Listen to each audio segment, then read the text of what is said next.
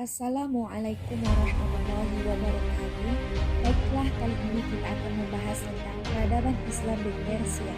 Perkenalkan, nama saya Fitri Rahmawati dengan NIM 118 11221 dari kelas PG semester 6. Baiklah, langsung saja kita membahas tentang peradaban Islam di Persia.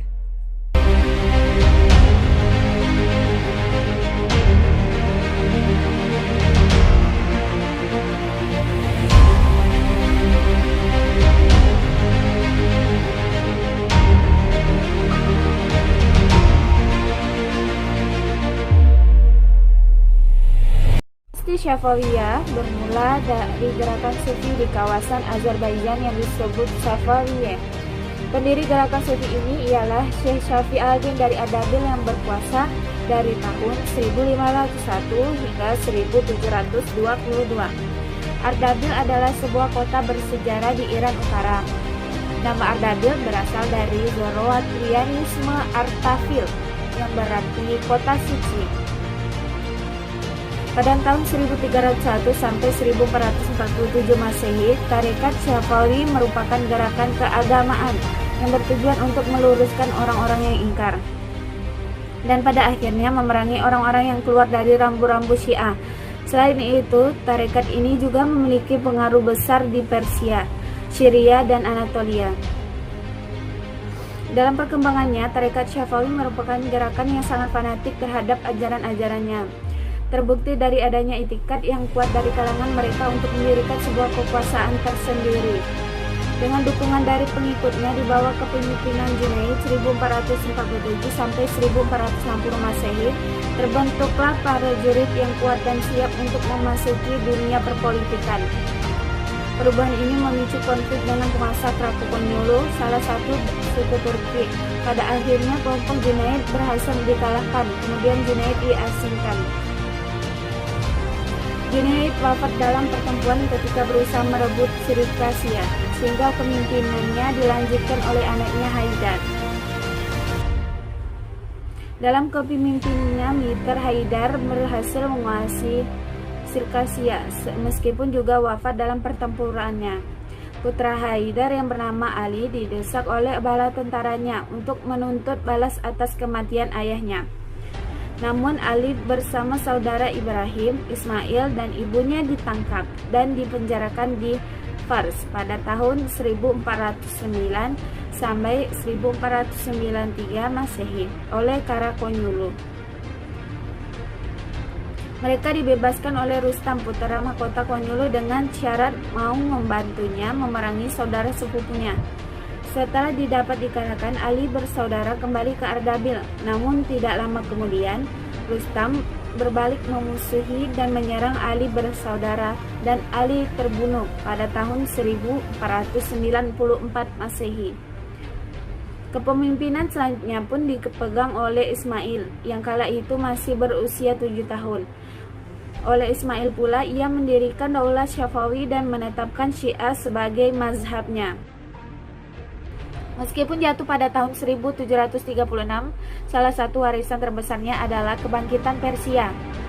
Sebagai benteng ekonomi antara timur dan barat, pendiri negara yang efisien, dan birokrasi yang didasarkan pada checks and balance, dan inovasi arsitektur dan seni. Selain itu, karena Syafawiyah, pula Syiah menyebar ke seluruh Iran dan daerah sekitarnya.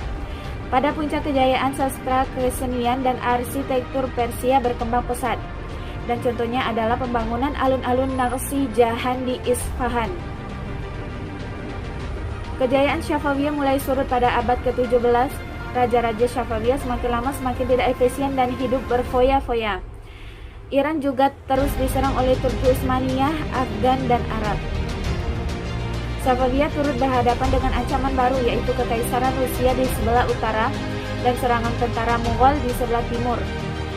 Lebih buruk lagi, ekonomi Syafawiyah merosot akibat perubahan jalur perdagangan antara timur dan barat, yang tidak lagi menggunakan jalur sutra, tetapi menggunakan jalur pelayaran. Sejak Turki menutup pelabuhan Konstantinopel atau Istanbul yang mengakibatkan munculnya penjelajahan samudra. Penutupan Konstantinopel atau Istanbul secara tidak langsung memaksa Spanyol dan Portugis untuk melakukan penjelajahan samudra untuk mencari rempah-rempah langsung dari sumbernya, sehingga muncullah tokoh seperti Vasco da Gama, Marco Polo, dan Christopher Columbus. Berikut adalah khalifah yang pernah memimpin dinasti Safawi. Berdirinya kerajaan Safawiyah secara resmi pada tahun 1501 yang dipimpin oleh Ismail I.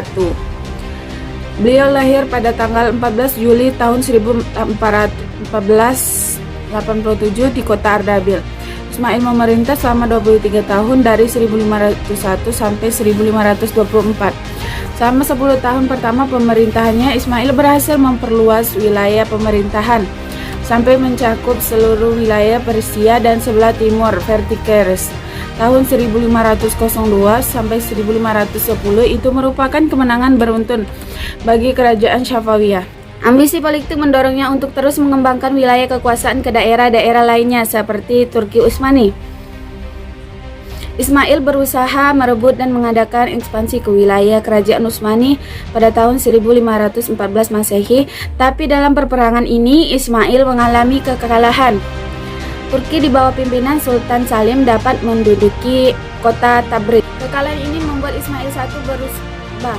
Ia lebih sering menyendiri, menempuh kehidupan hura-hura dan berburu.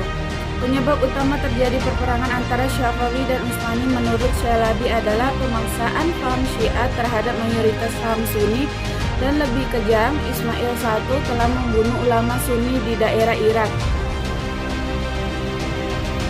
Sepeninggalan Ismail I, permusuhan dengan kerajaan Utsmani terus berlanjut. Terjadi beberapa perangan antara keduanya, yaitu pada masa Tasmab I 1524 sampai 1576.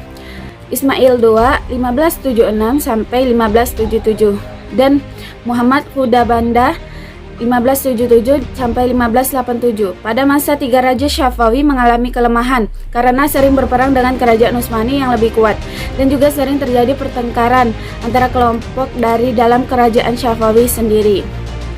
Usaha-usaha yang dilakukan oleh Abbas I merupakan puncak kejayaan Safawi menjadi lebih kuat. Setelah itu Abbas I mulai memusat perhatiannya keluar dengan berusaha merebut kembali wilayah-wilayah kekuasaan yang hilang. Pada tahun 1578 Masehi, ia menyerang dan melakukan Herat. Dari sana ia melanjutkan serang merebut Mars dari dan Bar. Setelah kekuatan terbina dengan baik, ia juga berusaha mendapatkan kembali wilayah kekuasaannya dari Turki Utsmani. Faktor-faktor kejayaan Safawi meliputi: 1. Bidang filsafat dan ilmu pengetahuan dengan ditandai dengan munculnya para ilmuwan seperti Bahauddin Syehrazi, seorang generalis ilmu pengetahuan. 2. Bidang ekonomi ditandai dengan dikuasainya jalur perdagangan laut antara timur dan barat. Yang ketiga, arsitektur ditandai dengan dirikannya kota-kota yang megah, masjid-masjid, dan bangunan-bangunan yang lainnya. 4. Di bidang politik yang ditandai dengan pembentukan tentara-tentara yang kuat. Hanya 1 abad setelah ditinggal Abbas I, kerajaan ini mengalami kehancuran.